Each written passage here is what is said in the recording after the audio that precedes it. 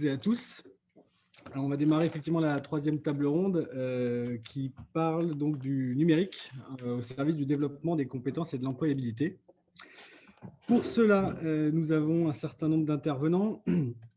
Donc, nous avons Firmine Duro qui est directrice des partenariats et de la territorialisation chez Pôle emploi et qui va remplacer Jean Basser qui s'excuse, qui n'a pas pu, au vu du contexte, libérer son temps pour cet après-midi.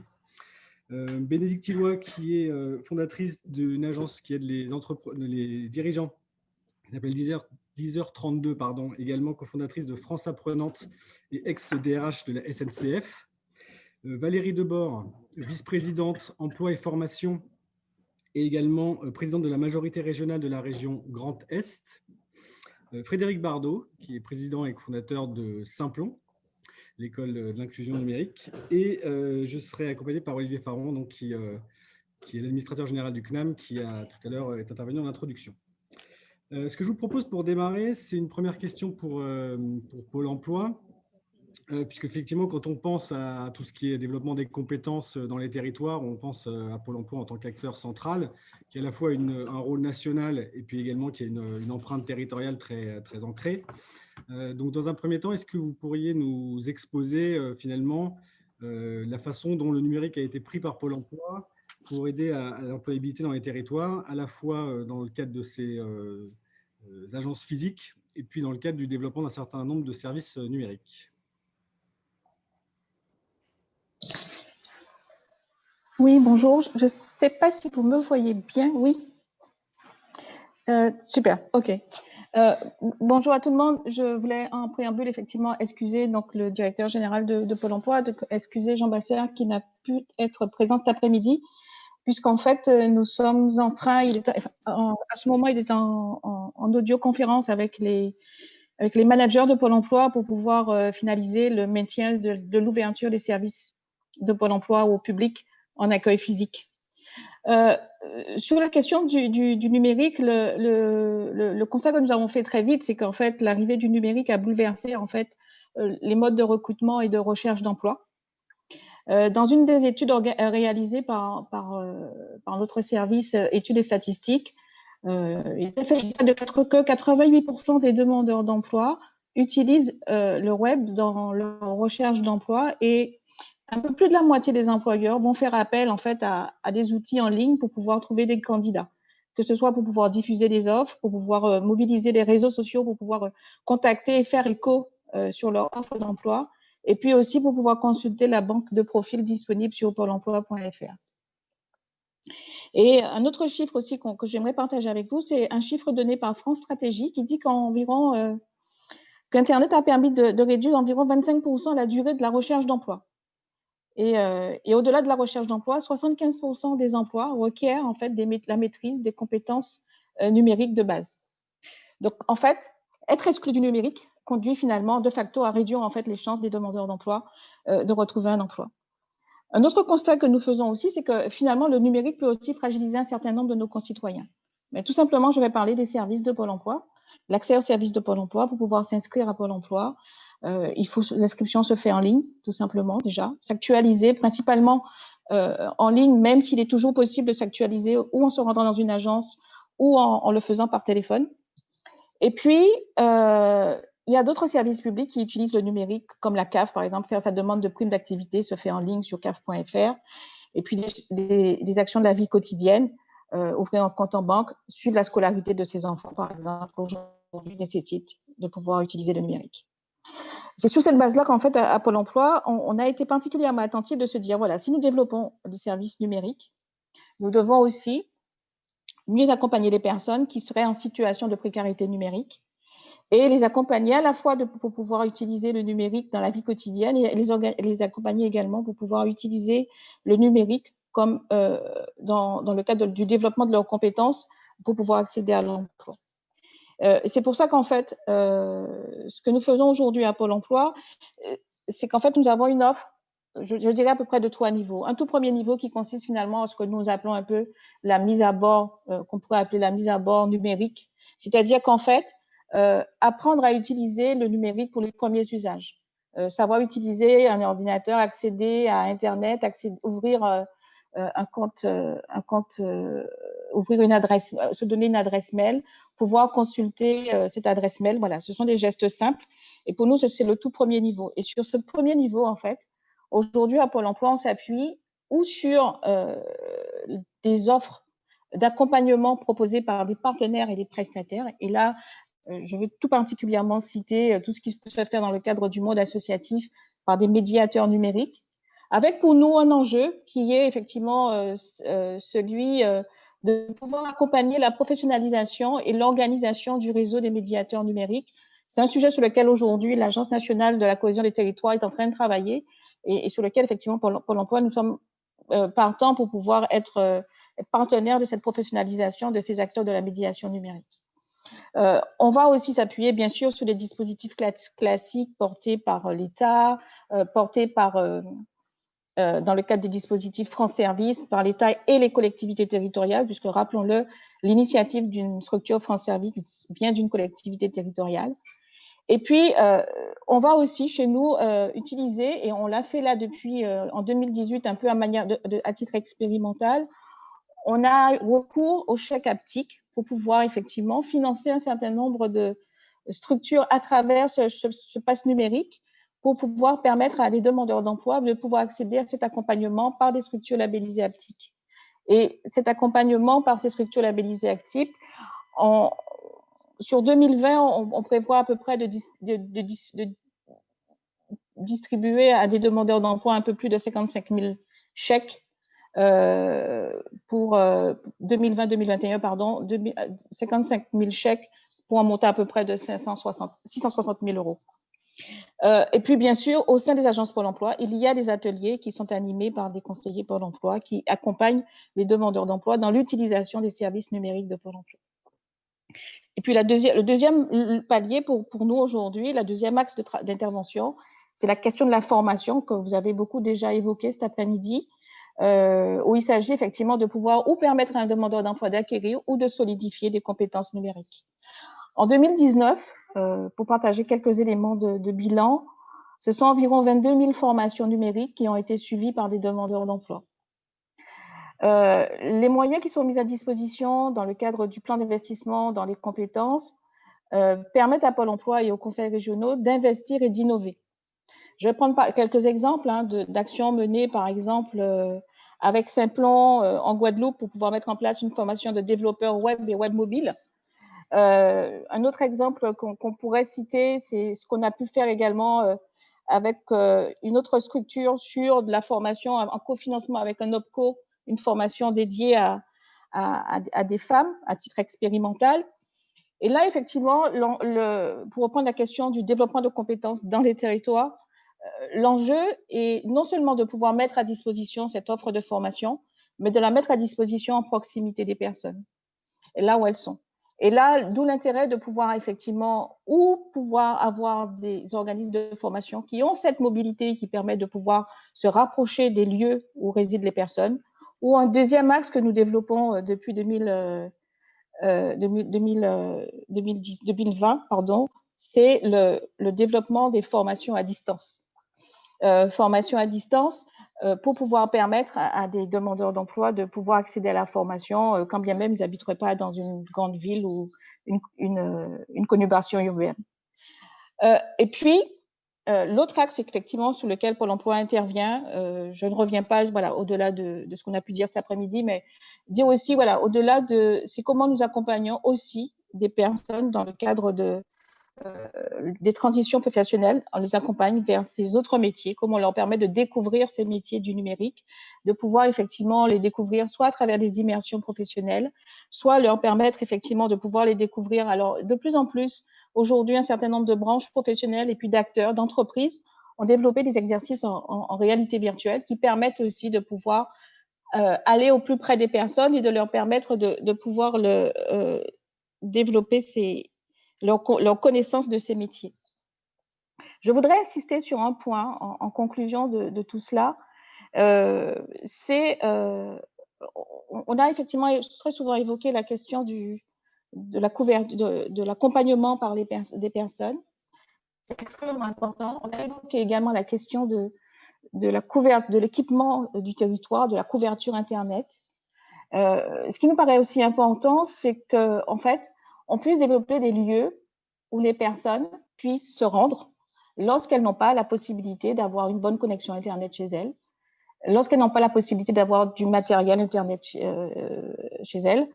Et je dis ça avec une double préoccupation. Premièrement, alors j'entends bien la question de la fracture numérique et à laquelle il faut être attentive. Je voudrais aussi qu'on soit attentif au fait que les gens ont des capacités et que les gens, quand bien même aujourd'hui ils n'ont pas une maîtrise totale du numérique qui leur permettrait de pouvoir accéder de manière très aisée à l'information. Aujourd'hui, les personnes qui résident dans les quartiers prioritaires, ces personnes-là ont pu très bien aujourd'hui développer des capacités à travers l'usage qu'ils font de leur téléphone, de leur smartphone, dans l'usage qu'ils font de ces smartphones pour pouvoir s'informer. Et c'est notre capacité dans l'accompagnement. Et là, les médiateurs numériques savent très bien le faire dans les quartiers prioritaires.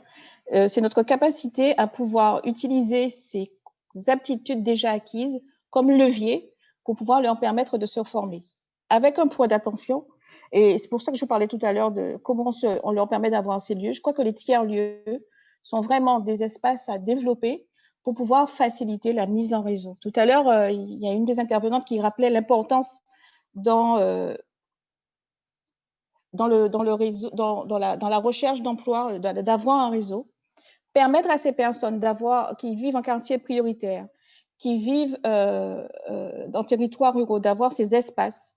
C'est non seulement leur permettre de disposer de matériel, d'un bon accès à Internet, c'est leur permettre aussi de pouvoir intensifier, enrichir leur réseau d'autres personnes. Et moi, je suis vraiment, et à Pôle emploi, c'est vraiment quelque chose que nous portons, le fait de pouvoir permettre à des demandeurs d'emploi d'être dans des lieux où il y a des personnes qui sont des personnes actives, en poste, et qui peuvent effectivement leur permettre d'enrichir leur réseau. Mais on aura l'occasion sans doute de revenir là-dessus tout à l'heure. Merci beaucoup, Fermine, pour ces éléments. Alors effectivement, donc c'est intéressant de voir que Pôle emploi a développé un certain nombre d'offres de services. Néanmoins, Bénédicte, effectivement, quand on avait échangé, revient souvent la question des écosystèmes, puisque Pôle emploi n'est pas forcément omnipotent. Et puis, effectivement, la connaissance du territoire est souvent portée par des acteurs plus locaux. Donc, ce serait intéressant, parce qu'en plus, vous avez eu effectivement plusieurs vies, dans des structures qui ont toujours cherché à avoir une empreinte justement la plus large possible et toucher les publics les plus larges possibles. Quels sont un peu vos retours d'expérience sur finalement les bons écosystèmes qui fonctionnent et qu'est-ce que vous avez vu dans vos expériences qui ont fait que des projets sur des territoires marchent plus ou moins bien eu égard au rôle et aux missions qui sont données par les différents acteurs qui y participent? Merci beaucoup. Pardon. Merci beaucoup, Romain, de la question. C'est vrai, quand on a préparé, je vous ai dit que j'avais eu la chance de voir naître des écoles. D'ailleurs, un certain nombre qu'on a faites avec Frédéric et Simplon et puis Pôle emploi. Ce qui est intéressant, c'est que si je me rappelle d'une école qu'on a faite sur un territoire qui est le territoire de Saintes, il se trouve que la SNCF avait un atelier qu'elle devait déplacer et que l'emploi sur ce territoire, du coup, sur cet atelier disparaissait et la SNCF s'était engagée à recréer autant d'emplois sur le territoire et il fallait donc créer une école et si possible une école au service du numérique. Et ce qui était extrêmement intéressant, c'est que tout le monde était d'accord pour faire cette école, mais la question était quelle école? Et il y avait énormément d'acteurs qui étaient partie prenante du territoire, la métropole, la ville, la région, Pôle emploi, le MEDEF, et tout le monde était d'accord sur le fait qu'il y avait besoin de créer une école. Mais faire converger ces gens sur un projet commun, suffisamment ambitieux pour donner une vision, et en même temps suffisamment pragmatique pour permettre de démarrer le plus vite possible, ça a été difficile, et en même temps, parce qu'on a réussi à le faire, ça a été tout à fait déterminant pour réussir les premiers tours de route de l'école en question. Et si je suis encore plus concrète, parce qu'il y avait des entrepreneurs dans le comité de pilotage du projet, qui définissaient un projet pour le territoire, il y avait donc potentiellement des entreprises qui étaient déjà sensibilisées au fait que c'était intéressant d'accueillir en stage des élèves qui seraient formés à l'école dont on était en train de parler. Et de fil en aiguille, on s'est aperçu d'une chose, c'est qu'en fait, la première génération des élèves de l'école allaient être les promoteurs du projet du territoire et les promoteurs du projet de l'école. Et donc, finalement, cette difficulté qu'on a parfois, qui est de faire coïncider l'offre et la demande, c'est-à-dire de créer des emplois et de créer des compétences pour un projet qu'on n'a pas encore réussi à définir, on est arrivé à le faire et à le faire grandir progressivement. Et j'ai eu la chance j'ai eu la chance de faire la même chose avec un autre projet qui est l'école de la coiffure. Alors vous me direz, en quoi le numérique est concerné? Et bien justement, pour être un entrepreneur de la coiffure, il faut être capable de poster beaucoup sur Instagram. Il faut être capable de collecter des données Instagram de son quartier pour promouvoir son activité. Il faut être capable en fait de faire le lien entre les tendances qu'on y voit et la pratique qu'on apprend dans l'école. Et donc on a créé avec, peu importe c'était avec L'Oréal, une école de la coiffure, mais là encore, ce qui était vraiment très intéressant, c'est l'émergence du projet qui a consisté à co-construire à la fois le projet du territoire, le projet de l'entreprise, en même temps qu'on mobilisait les premiers élèves sur le projet. Et cette compétence-là, qui est une compétence d'intelligence collective, en fait, elle n'est pas du tout native chez aucun d'entre nous qui sommes présents à cette conférence cet après-midi, parce que c'est une compétence nouvelle qu'il faut qu'on arrive à développer. Et la première chose qu'on aurait à faire, en fait, c'est de développer les compétences de facilitation d'intelligence collective des territoires, si on veut que puissent émerger et surtout puissent passer à l'échelle toutes les initiatives dont on a parlé. En tout cas, moi, c'est vraiment un enseignement que je tire. Très honnêtement, j'étais persuadée d'être extrêmement bonne en numérique, extrêmement câblée, territoire. Et en réalité, je me suis rendu compte d'une chose, c'est que malgré tout ça et malgré tous les réseaux que j'avais à titre personnel, faire émerger un projet de territoire pour ensuite accompagner un projet d'école, pour faire cohabiter et surtout cohabiter positivement tous ces gens, c'était une compétence qu'il fallait que j'apprenne. Et je l'ai apprise en même temps que j'ai travaillé sur le projet. Et le métier de France apprenante, c'est précisément ça, c'est-à-dire chaque fois qu'on apprend quelque chose sur un projet, on apprend pour les autres. Et si je pouvais donner un peu un enseignement sur ces projets de territoire ou ces projets d'entreprise, c'est qu'en fait, on a intérêt à valoriser, enfin, à promouvoir tous les gens qui ont envie de promouvoir quoi qu'ils souhaitent, et leur apprendre à travailler ensemble et à apprendre ensemble, parce que c'est à ce prix-là qu'on va pouvoir scaler tous les programmes de formation qu'on est en train tous d'appeler de nouveau dans le domaine du numérique. Si je n'ai pas été claire, je peux revenir dessus, parce que c'est un point auquel je suis extrêmement attachée. Et je pense que c'est un peu des angles morts de nos transformations. C'est de nous dire que nous-mêmes, on doit apprendre à travailler différemment, de manière plus horizontale, plus collaborative, moins dans le contrôle et plus dans le partage, si on veut réellement que tout ce dont on est en train de parler cet après-midi soit couronné de succès à courte échéance.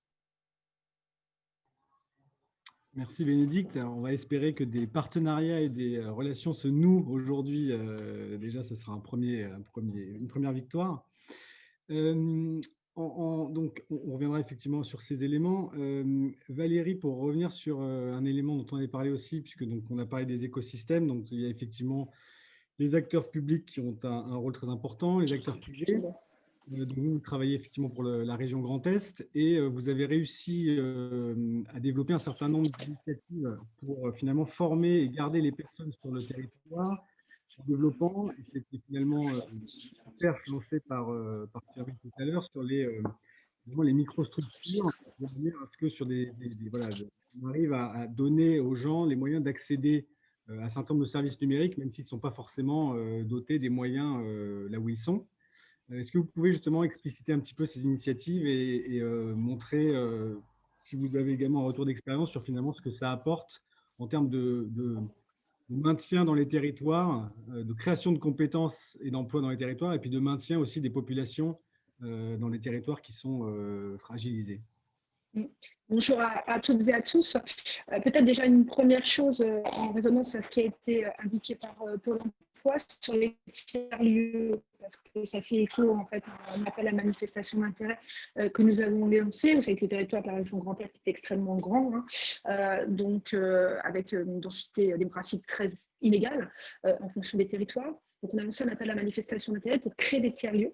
Aujourd'hui, on a 35 réponses pour faire en sorte que nous ayons la possibilité d'accueillir des personnes qui sont en formation, qui n'auraient pas chez elles ni l'outil, ni le flux nécessaire pour pouvoir se connecter, qui auraient aussi besoin de moments de regroupement pédagogique, parce qu'on sait aussi la nécessité à un moment de se challenger sur un regroupement pédagogique et d'avoir la possibilité d'échanger avec d'autres. Et donc ça, on est en train de l'installer, y compris d'ailleurs en lien avec le CNAM sur les nouvelles maisons. J'en profite pour saluer Olivier Faron, les nouvelles maisons que nous avons souhaité installer avec le CNAM sur la région Grand Est. Donc ça, c'est un premier élément qui est l'élément d'outils complémentaires, sachant que je vous avais dit quand on avait échangé, ce qui est important pour nous, c'est que le numérique, c'est jamais qu'un outil. Voilà. Il ne faut pas lui prêter davantage qu'il ne peut. C'est un moyen, mais ce n'est jamais un objet en soi, sauf si on veut travailler dans le numérique. Mais sinon, ce n'est jamais qu'un objet. Ensuite, en ce qui concerne les formations elles-mêmes, notamment sur le champ du sanitaire et du médico-social, dont on parle beaucoup aujourd'hui, sur lequel on voit que les besoins sont cruellement manquants. Encore une fois, dans notre très grand territoire, nous avons des instituts de soins infirmiers, des instituts de soins d'aides-soignantes, et pour faire en sorte de maintenir les personnels sur place et de faire en sorte qu'ils ne fuient pas, c'est-à-dire qu'ils ne partent pas dès leur diplôme acquis, on avait pris le parti de maintenir ces outils de formation sur les territoires. On en a 140. Ce qui fait qu'on a des petites unités un petit peu partout sur des territoires extrêmement petits. Et pour amener la formation, la fluidité de l'information, l'innovation de l'information, on les a aussi dotés de l'outil numérique. Alors, ce qui est très utile en plus dans la période actuelle, bien évidemment. Ça fait partie d'une politique globale, puisque la région Grand Est a souhaité se lancer très rapidement dans le très haut débit. Mais ça nous permet vraiment aujourd'hui d'avoir des personnels formés aux dernières entre guillemets, nouveautés et qui vont rester sur place, puisque un infirmier, une aide-soignante qui a été formée à un endroit, souvent, il reste parce qu'il va y faire sa vie. Or, notre grosse difficulté à nous, c'est la fuite des cerveaux vers d'autres territoires qui peuvent être à un moment plus attractifs en termes de soleil d'une part, et aussi, surtout, en ce qui concerne le Luxembourg et la Suisse, en termes de rémunération. Donc voilà, ce sont deux exemples concrets sur lesquels nous avons beaucoup avancé. Peut-être juste un dernier point.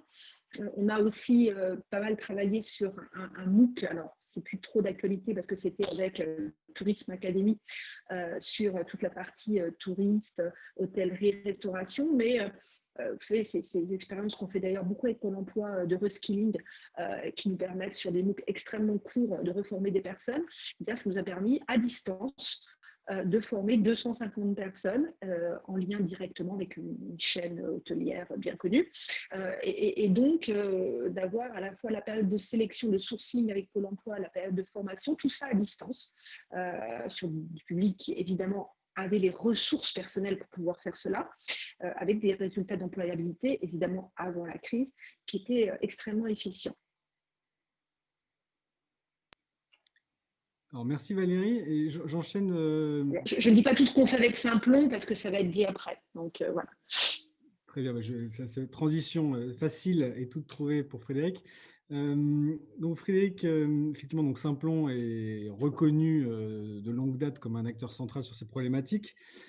Si on regarde un peu l'autre côté des écosystèmes, c'est plutôt la partie privée. Vous, de votre côté, vous avez effectivement un besoin finalement de pouvoir capter les besoins qu'ont les entreprises dans les territoires. Et puis, dans les exemples que vous me donniez aussi, vous avez lancé un certain nombre d'initiatives également pour créer ce lien, pour leur faire finalement faire se rencontrer l'offre et la demande et faire peut-être aussi, parce que dans certains cas, on sait que ça peut être une question qui est un peu complexe, faire se poser la question des compétences dans l'entreprise qui aujourd'hui peut-être n'ont pas le temps ou ne voient pas comment prendre le sujet. Voilà, donc est-ce que vous pouvez également nous expliquer, revenir sur la question aussi des écosystèmes, parce que vous êtes finalement partie prendre ces écosystèmes, et puis nous donner des exemples de projets de réussite qui font que les entreprises jouent également un rôle de moteur dans les territoires, puisqu'on pense souvent aux territoires, on pense beaucoup aux services publics, aux administrations. Les entreprises doivent également jouer un rôle moteur, encore faut-il qu'elles aient les moyens de le faire. Oui, merci. Effectivement, en tant qu'opérateur privé, mais d'un certain type d'opérateur privé, parce que nous, on est vraiment dans l'économie sociale et solidaire. J'aime bien le rappeler parce que c'est vrai que dans le monde de la formation professionnelle, il y a beaucoup d'opérateurs privés, mais c'est vrai qu'avec le CNAM et un certain nombre d'autres opérateurs, on est dans une famille un peu particulière d'organismes de formation. Voilà, donc dans l'économie sociale et solidaire, et donc les pieds dans les territoires. Donc merci à Pôle emploi d'avoir parlé de la Guadeloupe. C'est une bonne façon pour moi de dire qu'effectivement, on est un maillon de cette chaîne, hein, dans les écosystèmes, avec les régions, avec les opérateurs, avec SNCF, avec plein de gens. Et effectivement, chaque école Simplon et chaque mayonnaise est forcément locale, avec des ingrédients locaux. Et ça, c'est très important de le dire parce que, en fait, la chaîne de valeur, hein, qui va du sourcing à la formation jusqu'à l'insertion, en fait, tous les acteurs qui sont autour de la table, ils ont le même objectif, normalement, mais c'est souvent le cas, c'est l'insertion professionnelle et c'est les atterrissages métiers.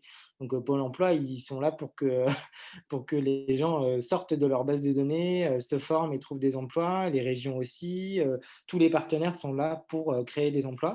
Et la question, ça a été très bien dit par Valérie Debord, c'est où est-ce qu'ils vont trouver des emplois, hein? Est-ce qu'ils vont rester sur le territoire qui les a formés et qui les a financés, qui a financé l'opérateur de formation ou pas?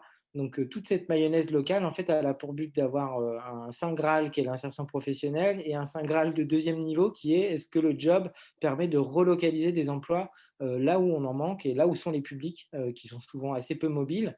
Mais c'est vrai que le numérique offre des possibilités de travailler à distance et donc de relocaliser de l'emploi.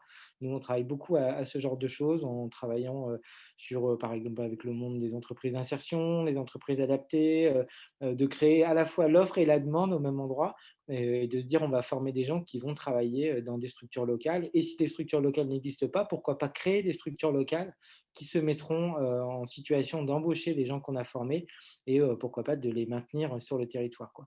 Donc ça, c'est très important. Ça veut dire qu'il n'y a pas de labellisation de la grande école du numérique, de financement de Pôle emploi, de financement de la région Grand Est, s'il n'y a pas une étude de la gestion prévisionnelle des emplois et des compétences territoriales, si on n'est pas sûr qu'il y a du boulot sur place, de qualifier ce type de travail aussi, parce que derrière le mot je veux un développeur, vous pouvez avoir des réalités très très différentes. Déjà, nous, souvent, on dit un développeur ou une développeuse, déjà, ce serait pas mal, que ce ne soit pas seulement un développeur. Mais donc voilà, selon qu'on est une TPE, un groupement d'employeurs, une ONG, une ETI, un grand compte, une entreprise de services numériques, c'est vrai que les besoins sont quand même très différents. Donc c'est là où on fait un travail d'orfèvrerie à notre maille avec les autres acteurs du territoire pour bien définir ce besoin et être sûr que la formation qu'on va proposer, elle aille au bout jusqu'à l'emploi et que ce soit le bon référentiel, que ce soit un référentiel qui soit adapté aux besoins des entreprises, hein. Ça, je pense souvent à un exemple assez criant, mais on fait beaucoup de formations de développeurs, des formations en IA, notamment en Grand Est, ça a été évoqué et un peu partout. On a une formation technicien supérieur système et réseau qui peut amener sur des choses de la cybersécurité ou du cloud. Le titre de technicien supérieur système et réseau, il date de 15 ans. Il n'a pas été revu depuis 15 ans. Et je vous laisse imaginer dans le monde de l'administration réseau ce que ça peut faire comme type de changement en 15 ans. Donc, c'est vrai qu'il faut aussi s'assurer que les gens qu'on forme sont formés aux dernières pratiques, hein, parce que ce n'est pas une question de technologie, hein, je rejoins beaucoup ce qui a été dit, hein, ce n'est pas une question d'outils, les outils sont des moyens, mais quelles sont les compétences, les pratiques professionnelles. Ça, c'est très important que les gens soient formés comme un simulateur d'avion pour les pilotes de chasse, hein, au lieu de les faire voler en conditions réelles, on les fait voler en simulateur. Une formation professionnelle digne de ce nom qui vise l'acquisition de compétences doit le faire en situation professionnelle et donc il faut que la formation ressemble le plus possible à une entreprise. Et c'est là où on travaille beaucoup avec tous les acteurs qui ont été cités et d'abord avec les entreprises qui interviennent dans nos formations. Et aussi la grande différence peut-être du réseau Simplon avec d'autres approches, c'est que les formateurs et les formatrices qui opèrent chez nous ne sont pas des formateurs et des formatrices, ce sont des professionnels du numérique qu'on a convaincus de transmettre et de donner leurs compétences et qu'on a formés à la formation et à l'acte pédagogique.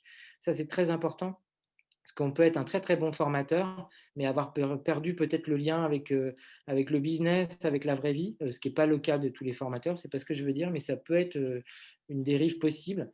Et donc en prenant des professionnels qui quittent un temps leur entreprise, pas forcément à plein temps, parce qu'ils sont souvent freelance en même temps, hein, c'est ce qui les rend rares et chers et précieux, bah, au moins on est sûr que ce qui est prodigué comme compétence est complètement à jour. Et donc ça, vous voyez bien qu'on ne peut pas faire ça tout seul. Il y a tout un écosystème et chaque maillon peut être un maillon faible, hein. Donc c'est vrai qu'à chaque fois, chaque école Simplon, chaque formation, c'est un petit miracle, à la fois en termes de mayonnaise locale et puis de présence de toutes les parties prenantes dans l'écosystème. Sinon, ça, bah, clairement, ça ne fonctionne pas. Merci Frédéric. Alors, juste avant de donner la parole à Madame qui a été nombreuses fois cité, j'avais juste un dernier point, parce qu'effectivement, dans l'échange qu'on a eu avec Valérie, il y a quelque chose qui m'avait surpris, parce qu'on a parlé donc finalement tous les acteurs dans cet écosystème. Il y a au centre l'usager ou l'individu. Et Valérie, vous me disiez qu'il y avait un problème auquel vous étiez confronté, qui est le manque d'intérêt, qui peut être lié à la compréhension, à la pédagogie, à la communication, le manque d'intérêt des personnes pour aller se former au métier du numérique et prendre conscience finalement que les métiers évoluent. Donc ça me paraissait intéressant aussi d'avoir ce point de vue finalement sur ces sujets-là, avant de céder la parole à Olivier Farron, de voir, voilà, on a vu un peu toutes les plaques tectoniques autour de l'employabilité, mais finalement il y a cette personne au centre, et c'est vrai que si elle n'est pas moteur non plus, forcément ça stoppe un peu la dynamique. Oui, en quelques mots, mais le milieu de la formation aujourd'hui est confronté à ce paradoxe absolu, qui est que même dans cette période de crise intense où il va y avoir une destruction d'emplois interne, on a signé un contrat d'objectifs territoriaux avec l'État, avec l'ensemble des acteurs, avec des milliers d'emplois dans notre région qui sont en recherche, y compris aujourd'hui. Mais je pourrais dire la même chose sur le bâtiment, sur les travaux publics, sur les services à la personne. Et malgré tout, on a énormément de gens qui aujourd'hui rechignent effectivement à rentrer sur des dispositifs de formation. Alors, non pas de façon un peu basique parce qu'ils préfèrent ne pas aller travailler, et tout simplement parce qu'ils ont peur, je pense, de renouer avec l'échec de l'école et du papier crayon. Et c'est une des grosses difficultés auxquelles nous sommes confrontés aujourd'hui. C'est pour ça d'ailleurs qu'on met en place beaucoup de formations dans l'entreprise directement, en lien avec l'entreprise qui, à l'issue, fait du contrat de pro, de l'apprentissage, etc., pour avoir la concrétude, excusez-moi, en snologisme, mais de la formation. Beaucoup de gens ont vécu des formations qui étaient un petit peu parking, garage, qui visaient aussi à encadrer socialement et pas du tout à déployer vers un emploi. Ce qui n'est plus du tout vrai depuis 3-4 ans, avec un pic très important juste avant le premier confinement, mais qui aujourd'hui nous met dans un certain nombre de difficultés vis-à-vis d'acteurs, ce qui fait de façon très claire qu'on est obligé de recourir à une main-d'œuvre immigrée sur un certain nombre de secteurs aujourd'hui, parce que nous ne trouvons pas les gens pour assurer les occurrences. Et malheureusement, le secteur du numérique n'y échappe pas. M. Bardot évoquait aussi la difficulté de faire venir les femmes sur ces métiers, avec des représentations sociétales qui sont aujourd'hui encore malheureusement très genrées. Et donc, on essaye aussi de travailler beaucoup là-dessus en lien avec les lycées, sur lesquels nous avons effectivement des compétences en matière d'orientation, vous le savez, suite aux dernières évolutions législatives. Merci beaucoup. Puisqu'on a parlé beaucoup notamment de formation, d'emploi, de personnes, je vais laisser Olivier Farron nous mettre en perspective tout ce qui vient d'être dit au regard de ce que fait le CNAM pour ces sujets-là. Merci beaucoup. Et juste, il y a un effet d'écho. Merci beaucoup. Et puis, merci à Valérie et Frédéric d'avoir parlé du CNAM. Et donc, très heureux d'aller dans le sens de ce qui a été dit. D'abord, moi, je voudrais souligner que cette table ronde, et je dirais même cette journée, marque quand même une évolution très claire parce que tous les acteurs présents convergent vers une réalité qui est l'importance du numérique dans les territoires. Et je pense qu'il y a eu vraiment une avancée et une synergie entre tous les acteurs qui est assez exceptionnelle. Un mot sur la stratégie que nous avons adoptée, puis surtout essayer de voir comment on peut la décliner, comment on peut se projeter sur l'avenir. D'abord, la stratégie du conservatoire, elle a été de dire, il y a maintenant 1 an et demi, eh bien, notre futur, notre ambition, elle doit aller vers les territoires. Je rappelle qu'on aurait pu faire un certain nombre d'autres organismes de formation, aller plutôt, par exemple, à l'international ou autre. Nous avons dit, l'important, c'est d'aller dans les territoires et de changer, je dirais, de niveau d'action, Thibaut Duchesne l'a rappelé tout à l'heure, d'aller vers la présence du CNAM à un niveau plus fin dans les petites villes et les villes moyennes, dont on sait très bien qu'elles sont souvent en souffrance. Et donc, nous avons lancé l'opération Cœur de territoire, qui s'inscrit dans une très belle action publique qui marche très bien. Souvent, on associe les actions publiques à des systèmes un peu lourds et un peu complexes. Nous nous sommes insérés dans le programme Action Cœur de Ville, qui marche très bien, et donc nous avons lancé Cœur de territoire. Cœur de territoire se propose de créer dans un certain nombre de petites villes et des villes moyennes des hubs de compétences. Et surtout, et je voyais ça en regardant les questions, d'essayer de jouer un rôle d'agrégateur, un rôle de permettre à l'ensemble des forces en présence de travailler en synergie parce que, et ça a été rappelé par Valérie, par Frédéric, mais par tous les autres intervenants, nous avons les mêmes préoccupations et j'allais dire les mêmes ambitions. Donc de travailler ensemble. Et il faut dire que l'époque est particulièrement propice. Pourquoi? Malheureusement, on apprend de la crise, mais malheureusement aussi, ça nous oblige, j'allais dire, à nous serrer les coudes. Donc il y a des élus dans ces petites villes et des villes moyennes qui sont extrêmement dynamiques, qui se battent pour le développement de leur territoire, des élus à un niveau supra, et je voudrais vraiment remercier publiquement Valérie Debord pour le soutien, par exemple, de la région Grand Est à l'action que nous portons. Il y a des entrepreneurs de tous les, je dirais, de tous les niveaux, à la fois des PME comme des grands groupes qui ont envie de faire émerger les nouvelles compétences. Et puis, il y a tout le monde des lycées pro. J'ai vu que dans les questions, il y avait le monde associatif. Évidemment que le monde associatif doit être associé et nous devons porter des projets qui soient, je dirais, à l'écoute de nos concitoyennes et nos concitoyens. Ça veut dire quoi être à l'écoute? Ça veut dire d'abord, et il faut revenir sur ça, l'important, c'est d'écouter et d'accompagner. Il faut que le levier de la formation soit un levier qui part de la connaissance des besoins, ça a été rappelé, et nous avons besoin, et je me tourne vers Pôle emploi, de travailler encore plus en synergie pour avoir les bonnes données, tout part des données. Frédéric a parlé d'une espèce de gestion de GPEC pour les territoires, c'est évidemment essentiel. Nous travaillons aussi avec les entreprises de travail temporaire et je les remercie pour le partenariat que nous faisons. Nous avons besoin des données. Et puis après, nous avons besoin d'accompagner. On doit arriver, et c'est ce que nous projetons de faire dans nos cœurs de territoire du CNAM, nous devrons frapper à la porte du CNAM et qu'on propose à tous ceux qui ont envie d'aller plus haut dans leur vie professionnelle.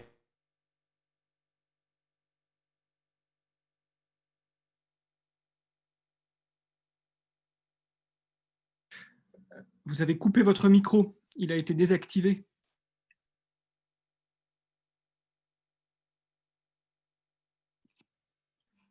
Votre micro a été désactivé, il faut le réactiver. Vous ne pourrez pas arrêter, Olivier. Monsieur Faron, votre micro a été désactivé. Permettre une écoute de ce qui doit être fait, et ça c'est évidemment très important, permettre de comprendre les potentiels et permettre aussi de co-construire un vrai projet de formation. Il y a eu, il y a 2 ans, une note du CEREC qui montrait que dans le domaine du numérique, ce qui marchait bien, ce n'était pas une espèce de formation monolithique. C'était plutôt un projet qui était un projet multivariable où il y avait évidemment des contenus, mais il y avait de l'apprentissage, mais il y avait probablement de la VAE. Donc, nous devons construire ces projets-là. Et puis, et c'est la question du développement territorial, nous devons veiller à apporter une formation à l'entrepreneuriat et au petit entrepreneuriat. On a parlé dans ce groupe, on a parlé plusieurs fois de l'outre-mer. J'avais été marqué, si je prends un exemple, par des auditeurs de l'outre-mer, notamment dans l'île de Saint-Martin, donc on n'est pas en Guadeloupe, mais à côté de la Guadeloupe, dont le projet était précisément de créer des entreprises de sites web, donc qui suivaient le CNAM pour se former. Donc, la formation, j'allais dire technique au site web, rencontrer la formation sur l'entrepreneuriat. Et puis, le dernier point sur lequel je voudrais insister, c'est que dans ces territoires, l'inclusion sociale n'est plus un choix, mais une nécessité. Pourquoi je dis ça? Parce que malheureusement, nous assistons, et c'est un phénomène qui est identifiable de plusieurs manières, au départ de ceux qui ont le mieux réussi scolairement, notamment au niveau du pré-bac, qui vont aller vers les métropoles et une fois qu'ils seront partis, ils ne reviendront plus dans leur territoire. Il faut tordre le cou à cette idée. Donc la question de fond, elle est, et le numérique le permet parce que le numérique permet l'expression de talents qui sont des talents autres, comme par exemple c'est souvent le cas pour l'art et la culture, des talents que malheureusement les parcours scolaires ont du mal à reconnaître. Souvent, eh bien, nous avons des jeunes qui sortent du système scolaire sans avoir pu exprimer leur potentiel. Le numérique permet souvent l'expression de leur potentiel. Et ces jeunes-là, on ne leur offre pas la bonne possibilité, on ne les écoute pas, on ne se tourne pas vers eux, et c'est très important que ce soit eux qui soient les acteurs de ce développement-là. Quand nous lançons, là encore Thibaut Duchesne en a parlé, quand nous lançons des Bac+1, ces Bac+1 sont souvent destinés à des bacheliers professionnels dont l'avenir n'est pas forcément très bien tracé, à des jeunes qui sont souvent un peu en désespérance sociale, et il y a eu beaucoup de témoignages sur ces jeunes-là, mais nous ne le faisons pas parce que, voilà, c'est par simple idée, j'allais dire, d'être à leur côté, nous le faisons parce qu'ils ont un formidable potentiel, parce que si nous leur donnons les moyens d'y croire, si nous les associons, et la voie de l'apprentissage est évidemment essentielle, que nous les associons aux entreprises de leur territoire, si nous leur donnons cette bonne chance au bon moment, et ces moments, ils doivent être échelonnés dans leur vie professionnelle, juste après le bac, mais au niveau aussi évidemment de la licence, mais aussi au niveau du master, et pourquoi pas en faire des ingénieurs, pas des ingénieurs des grandes écoles classiques, mais des ingénieurs made in CNAM sur 10 ans, 15 ans, peu importe. Eh bien, c'est comme ça que nous permettrons que ces territoires aient à la fois, je dirais, les moyens humains pour se développer, mais aussi les futurs entrepreneurs. Donc, nous sommes convaincus qu'aujourd'hui, l'époque est mature. La réunion d'aujourd'hui l'a montré. Tous les acteurs ont envie d'avancer ensemble. C'est une vraie révolution. Il n'y a plus ces clivages privé-public qu'il y a eu pendant longtemps. Je conclurai juste sur un point, qui est un point, c'est que l'on nous permette de réussir à associer la réactivité, l'agilité à un certain nombre d'exigences. Je me retrouve totalement dans la phrase qui a été dite dans la première table ronde par Soumya Malimbaum. Oui, libérons la formation de tous les carcans. Mais cette libération, pour le coup, elle doit permettre, et c'est peut-être une préconisation que nous devons faire aujourd'hui, elle doit passer aussi par une fluidité des dispositifs, une meilleure adaptation des dispositifs, un peu de flexibilité dans le système public ne nuirait point. Donc, nous avons des marges de progression ensemble.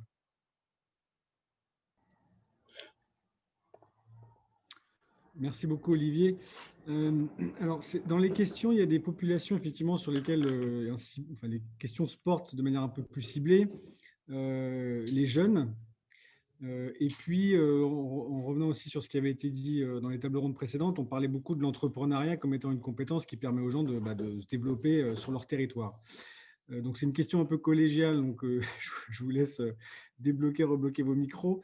Voilà, qu'est-ce que vous avez vu comme initiative particulièrement marquante auprès des populations les plus jeunes et qui peut d'ailleurs être qui peut être connexe, et également sur le développement des compétences entrepreneuriales dans les territoires. Oui, Romain, je veux bien si je coupe la parole de personne. Juste sur les jeunes, ce que vient de dire Olivier, c'est très important, cette histoire de Bac+1, de gens qui décrochent du système scolaire. C'est vraiment, dans le contexte actuel, c'est une catégorie de population qui est vraiment très, très exposée. On l'a vu et on n'a pas fini de le voir. Le souci, et j'en reviens à ce que je disais tout à l'heure, c'est que c'est une chaîne de valeur et il faut trouver des employeurs, des entreprises qui jouent le jeu. Et ça, c'est vrai que c'est un petit peu compliqué en ce moment. Je ne sais pas si Olivier a un autre son de cloche, il nous le dira.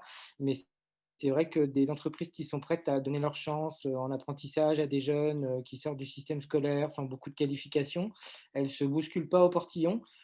J'ai compris la démarche qui consistait à ne pas conditionner les aides des entreprises à des critères économiques, sociaux plutôt ou environnementaux. Mais c'est vrai qu'on avait plaidé, et un certain nombre d'autres acteurs, à ce que on va dire, le booster sur l'apprentissage bénéficie d'abord aux jeunes qui sont peu ou pas diplômés. Et c'est vrai que, comme on le sait sur l'apprentissage, ce n'est pas toujours comme ça que la chose est traitée par les entreprises. Et donc, j'avoue qu'on a les pires difficultés à assurer l'insertion professionnelle de personnes qui sont infra-bac ou qui sont juste au niveau bac dans le contexte actuel. Et c'est vrai qu'il y a de toute façon une espèce de forme de bombardement sur cette population-là qui va être quand même assez compliqué à gérer. Donc, il faut qu'on redouble d'énergie et d'inventivité et de solidarité entre les acteurs qui sont alignés sur ces publics-là. Sinon, mathématiquement, en fait, les organismes de formation qui sont un petit peu moins drivés par l'impact ou par les types de financement qu'on vise tous, en fait, ils vont monter en grade et s'intéresser à des catégories de jeunes ou à des catégories de population qui sont plus faciles à insérer. Et donc, forcément, pour le coup, ça va être une catastrophe pour cette nouvelle génération de jeunes, peu ou pas diplômés. Et si en plus vous rajoutez au manque de qualification des marqueurs de type d'origine géographique, de diversité, etc., ou de genre, là, en fait, vous avez une petite bombe à retardement qui est en cours. Donc, désolé, parce que Romain, tu nous demandais de signaler peut-être des choses un peu plus positives, mais je pense qu'effectivement, dans ces contextes-là, c'est important de parler de ça. Et l'entrepreneuriat pourrait être une forme de qualification ou de montée en compétences peut-être plus adaptée à certaines catégories de la population et peut-être à ces jeunes-là.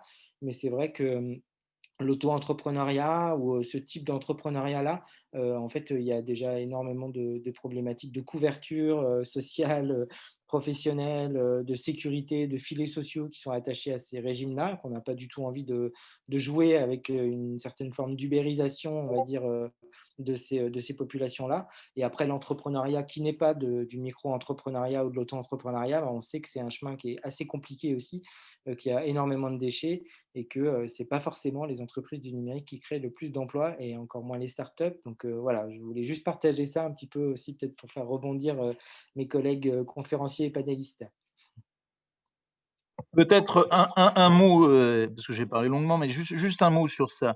Moi, je considère qu'il y a vraiment 3 formes d'apprentissage. Il y a vraiment l'apprentissage avant le bac, l'apprentissage juste au niveau du bac et l'apprentissage en fin de master. Ce qu'on a constaté dans les dernières années, c'est ce qui a bien marché, c'est, je dirais, l'apprentissage dans les niveaux les plus élevés. Mais cet apprentissage dans les niveaux les plus élevés, c'est un peu arrosé ou c'est mouillé.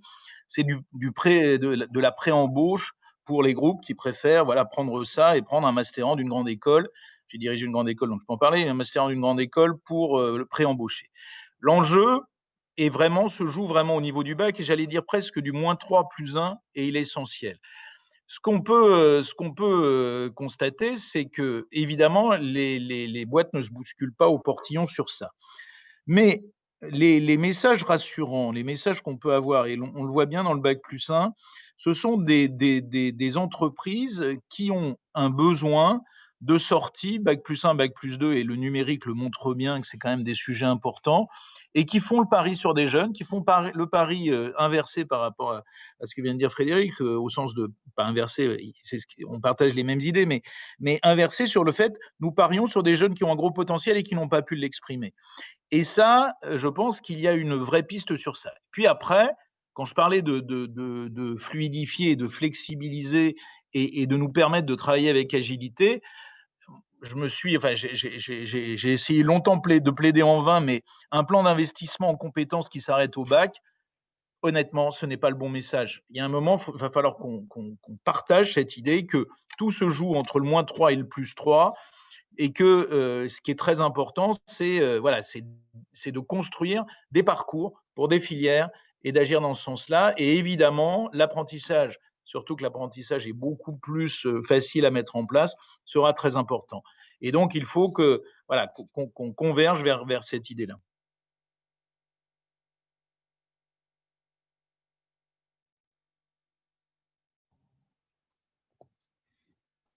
Valérie Bénédicte, sur la partie, sur ces sujets de compétences, employabilité plutôt sur les jeunes, ou effectivement Firmine, pardon, comme je ne voyais plus votre photo.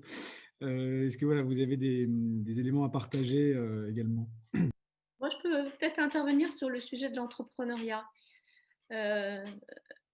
L'intérêt de développer des compétences d'entrepreneuriat, c'est qu'elles sont valables pour l'entrepreneuriat et pour le reste.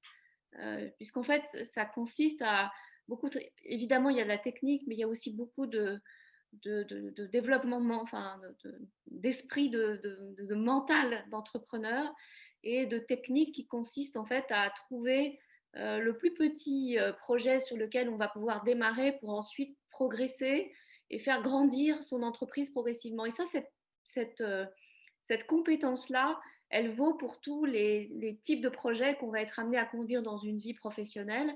Et donc, si on est formé à ça et qu'on ne devient pas entrepreneur, cette formation-là, elle permet de renouer avec la formation autrement que les bancs de l'école qui ont pu décourager.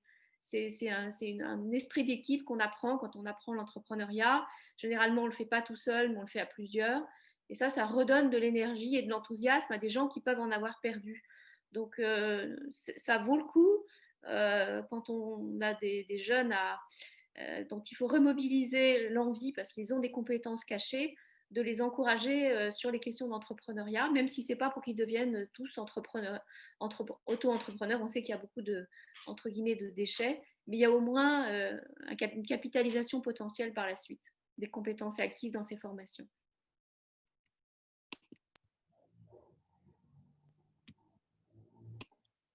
Alors, Jean-Bray, si vous voulez revenir, bien évidemment, n'hésitez pas. Il y avait une question sur les territoires finalement, l'accès qui est donné aux citoyens sur les territoires, des études prospectives ou sur la GPEC, donc la gestion des emplois des compétences territoriales.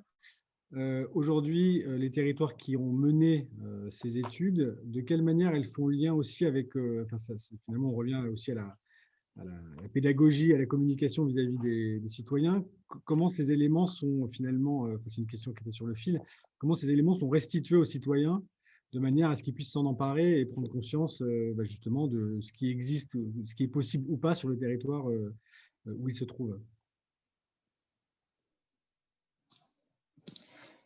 Je peux peut-être pour Pôle emploi donner quelques éléments de réponse sur cette question. Sur la question précédente de l'entrepreneuriat à Pôle emploi, en fait, nous accompagnons à travers un réseau de prestataires les personnes sur une première phase de réflexion autour de leur projet en se disant, leur permettant effectivement de confronter leur idée et leurs convictions à la réalité de ce que c'est qu'effectivement de se lancer dans la création d'une entreprise ou de se lancer dans un début d'activité.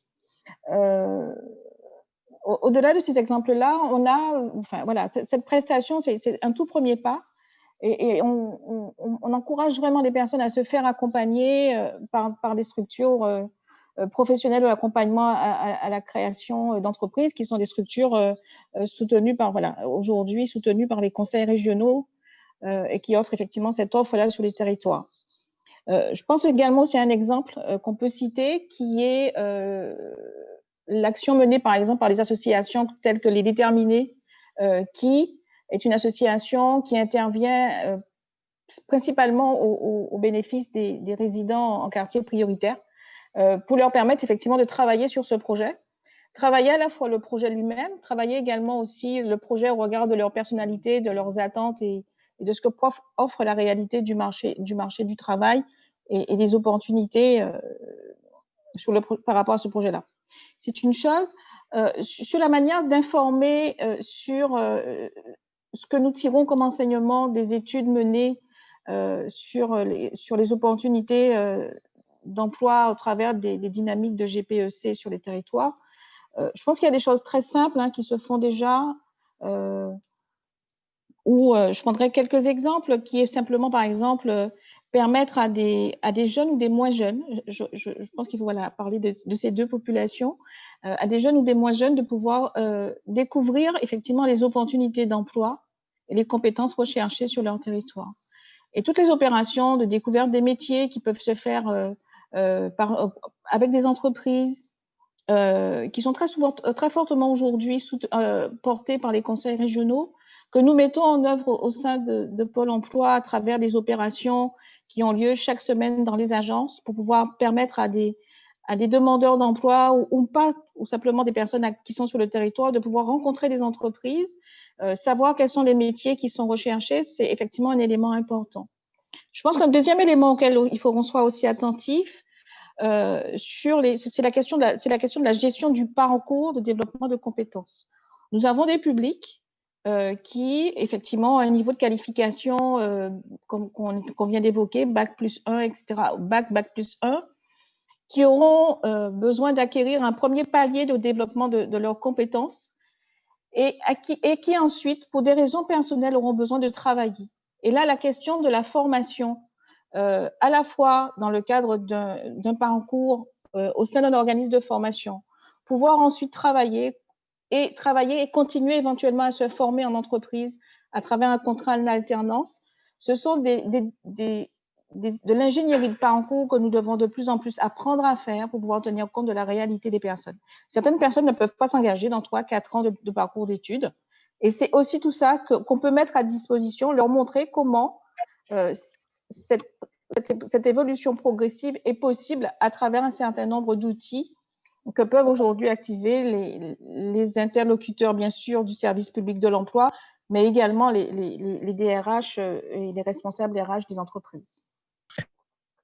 Nous, pour être très pragmatique dans l'initiative qu'on a faite, ça a été mentionné par Thibaut Duchesne, nous avons acheté une solution privée, qui est celle du groupe Adecco, qui est Adecco Analytics, qui a l'avantage d'être très pragmatique, très concrète et de répondre à la question qui a été posée. Oui, quels seront les emplois? Alors, c'est évidemment des hypothèses, dans 5, dans 10, dans 15 ans.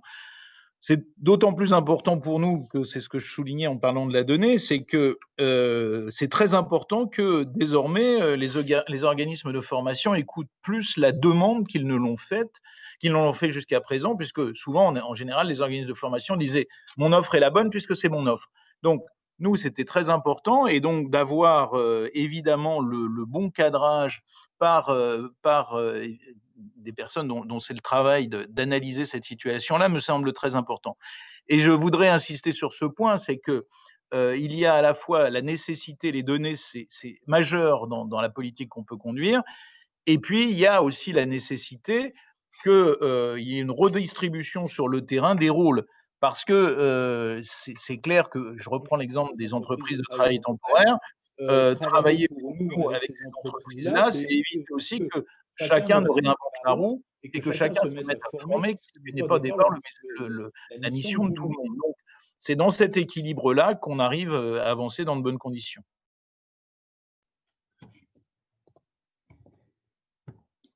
Alors, je crois que nous arrivons au terme de la table ronde. On a énormément de choses à dire et on voit que tout le monde était passionné. Donc, c'est la note d'optimisme que je retirerai de toutes les difficultés du moment, c'est que voilà, nous sommes beaucoup et avec beaucoup de choses en notre pouvoir. Donc, continuons. Et je vais laisser Mathias prendre la main pour en tout cas pour introduire la dernière table ronde. Je vous remercie beaucoup et je vous dis à bientôt. Merci. Merci.